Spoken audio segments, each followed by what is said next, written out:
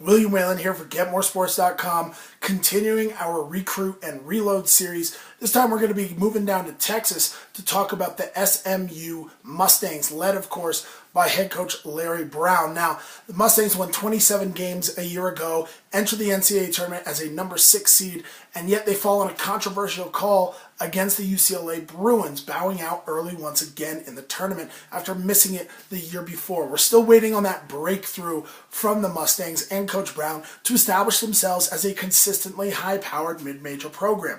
Yet, next year, they could be just as good or better, namely with a guy like Nick Moore returning. If you paid attention to any of our college basketball podcasts throughout the season or any of my articles on guys that were so key to their teams, I talked a lot about point guard Nick Moore for SMU. Not only does he make things happen off the dribble, he's so steady. That's what you need in college basketball if you're going to have a veteran point guard. He's now entering his junior season. Steadiness, consistency, leadership. All things that are very hard to quantify, yet qualitatively they stick out. And every coach across the country will talk about it when talking about what they need in their teams to be successful.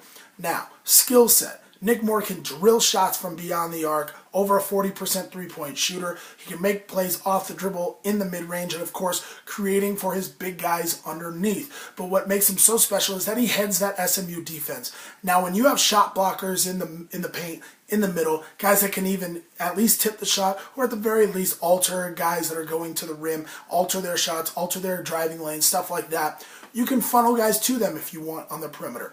Nick Moore doesn't rely on that. He locks down opposing point guards. And in the AAC, not necessarily the most prestigious conference in the country, but nonetheless, good guard play just about everywhere you go when you're talking about the likes of UConn, Cincinnati, of course, Tulsa, schools like that. What I look for this coming year is them incorporating their recruiting classes. Maybe not necessarily the same kind of recruiting class that we've gotten used to them seeing. They're not signing any 5-stars this cycle, but certainly improving their point guard depth with a 4-star and a 3-star recruit, a 3-star shooting guard coming in as well. Question is, can they take the next step as a program? I believe that they can, but if they want to, they're going to need shooting guard Keith Frazier back and eligible. Of course, his sophomore season was cut short due to academic ineligibility. If he can get his academics in order, I like SMU in the the American Conference, and I like them going to the NCAA tournament. If he's not eligible, lots of question marks on the hilltop there in Dallas.